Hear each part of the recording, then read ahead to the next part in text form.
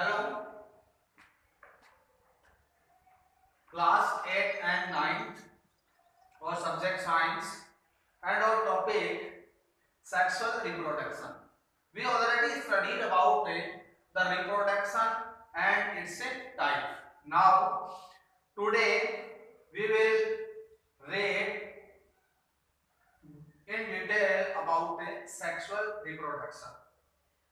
Reproduction in human के अंदर जो रिप्रोडक्शन का जो टाइप होता है वो सेक्सुअल रिप्रोडक्शन होता है और सेक्सुअल रिप्रोडक्शन में जो मेन थिंग होती है वो होती है fertilization. Fertilization, what is the fertilization? Fusion of the egg and the sperm is called fertilization. Egg and sperm, जो फीमेल का जो सेक्सुअली पार्ट होता है उसको बोला जाता है एग और जो मेल में होता है उसको बोलते हैं स्पर्म. तो जो स्पर्म और एग दोनों आपस में मिलते हैं उस मिलने की प्रोसेस को कहा जाता है fertilization. The sperm and egg form a single nucleus is called zygote. जब ये दोनों आपस में मिलते हैं, मिलने के बाद दोनों मिलकर एक सिंगल न्यूक्लियस, सिंगल केंद्रक जैसी संरचना का निर्माण करते हैं और उसे कहा जाता है zygote. It means the result of fertilization is a single cell that is called zygote. कि फर्टिलाइजेशन का जो रिजल्ट होता है वो जाइगोट के रूप में होता है. जाइगोट डेवलप इनटू ए इंडिविजुअल, और जाइगोट होता है वो विकसित होता है और विकसित होने के बाद एक इंडिविजुअल मतलब अपने माता पिता के समान एक नए जीव का निर्माण कर देता है. New individual inherits some characteristics from mother and some from father.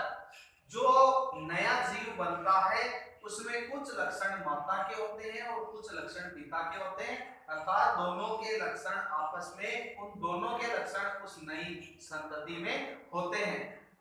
तो दोनों के लक्षण आपस में मिलने के कारण जो लगभग जो नई संतति बनती है वो अपने माता पिता के समान गुणों वाली होती है. Fertilization process has two types. अब जो फर्टिलाइजेशन की जो प्रोसेस होती है वो टू टाइप में होती है, दो प्रकार से होती है. एक प्रोसेस होती है इंटरनल और एक होती है एक्सटर्नल. अगर फर्टिलाइजेशन की प्रोसेस मतलब एग और स्पर्म अगर फीमेल बॉडी के अंदर मिलते हैं तो इस सिचुएशन में उसको कहा जाता है इंटरनल फर्टिलाइजेशन. अदरवाइज अगर वो स्पर्म और एग दोनों आपस में जो उनका फ्यूजन होता है वो अगर फीमेल बॉडी के बाहर होता है, दूसरी किसी माध्यम में होता है, जैसे कि पानी के अंदर होता है, पानी के अंदर एक फीमेल ने अपने एग्स छोड़ दिए और जो मेल है उसने अपने स्पर्म छोड़ दिए, दोनों आपस में जब मिलते हैं और मिलने के बाद अगर फर्टिलाइजेशन सक्सेस हो जाता है तो वो फीमेल बॉडी के बाहर होता है, तो इस स्थिति को कहा जाता है external fertilization. Now internal fertilization, fertilization which takes place inside the female body. अगर फर्टिलाइजेशन की process inside the female body के अंदर ही होती है तो उसे कहा जाता है इंटरनल फर्टिलाइजेशन. ये होता है ह्यूमन, मानव जाति में काऊ, डॉग, ये इसके कुछ एग्जांपल है जिनमें इंटरनल फर्टिलाइजेशन पाया जाता है.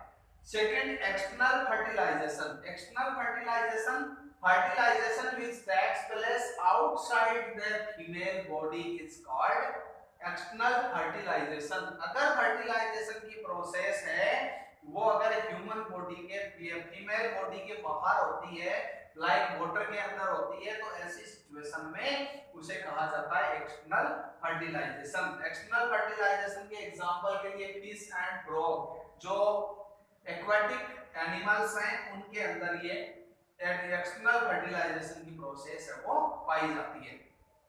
जैसे मेंढक है, फ्रॉग है, वो पानी के अंदर जो मेल है पानी के अंदर अपने स्पर्म छोड़ देता है और फीमेल होती है वो पानी के अंदर अपने एग्स छोड़ देती है। अब ये दोनों किस आपस में पानी में स्विम करते हुए आपस में एक दूसरे से कनेक्ट होते हैं। इसमें जब वो कनेक्ट होते हैं तो फर्टिलाइजेशन की प्रोसेस कंप्लीट होती है और फर्टिलाइजेशन की प्रोसेस कंप्लीट होने के बाद जाइगोट बनता है और जाइगोट बनने के बाद वो एक नए फ्रॉग के अंदर डेवलप हो जाता है। लेकिन जो एक्सटर्नल फर्टिलाइजेशन होता है उसमें एग और स्पर्म होते हैं, उनके मिलने के चांसेस कम होते हैं। अगर कोई भी जो फीमेल है वो अगर संख्या में अगर कम एग्स छोड़ती है और स्पर्म है वो भी कम छोड़े जाते हैं मेल के द्वारा, तो ऐसी पोजीशन में उनका मिलना अगर ना हो पाए तो ऐसी स्थिति में फर्टिलाइजेशन की प्रोसेस नहीं हो पाती है। इसलिए हजारों की संख्या में एग्स छोड़े जाते हैं और हजारों लाखों की संख्या में स्पर्म छोड़े जाते हैं। उनमें से ज्यादातर स्पर्म और एग्स होते हैं वो तो फिनिश हो जाते हैं, या तो किसी दूसरे एक्वाटिक एनिमल के द्वारा उनको खा लिया जाता है या फिर उनकी जो कैपेसिटी है वो खत्म हो जाती है नहीं मिलने आपस में नहीं कनेक्ट होने के कारण। उनमें से कुछ एक या दो ऐसे एग्स और स्पर्म होते हैं जो आपस में कनेक्ट होते हैं और कनेक्ट होकर वो फर्टिलाइजेशन को कंप्लीट करते हैं और फर्टिलाइजेशन कंप्लीट होने के बाद उनमें जाइगोट का निर्माण होता है और जाइगोट के निर्माण के बाद वो एक नए इंडिविजुअल में डेवलप होते हैं। तो एक्सटर्नल फर्टिलाइजेशन होता है उसके अंदर एग्स और स्पर्म की जो काउंट्स होते हैं वो सर्टेन न होकर ज्यादा संख्या में छोड़े जाते हैं। ये आपको एक कारण लिखना है, क्वेश्चन बनाना है इसका और बाकी इनके सबके नोट्स बनाने हैं। इसके अलावा अदर जो होमवर्क है उसमें आपको करना है make 15 chemical formula the chemical who used in our daily life. अपने डेली लाइफ के अंदर कुछ केमिकल्स होते हैं वो काम आते हैं, जैसे जो अपना नमक है, साल्ट है, साल्ट अपन खाने के रूप में काम में लेते हैं और साल्ट होता है उसका केमिकल जो नेम होता है वो होता है सोडियम क्लोराइड। तो इसका आपको केमिकल फॉर्मूला बनाना है। इस प्रकार जो आपके कपड़े धोने के लिए काम में आता है जो या फिर खाने का सोडा काम में आता है रसोई घर के अंदर, तो ये सारे जितने भी अपने डेली लाइफ में काम आने वाली जो चीजें हैं उनके आपको केमिकल नेम ढूंढ के उनके 15 केमिकल फॉर्मूलाज है वो बनाने हैं। और इसके अलावा right and long note on science. You I teach about the science and what is the science.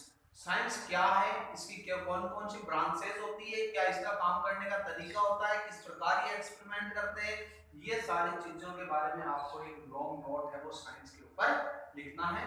This is your homework for today.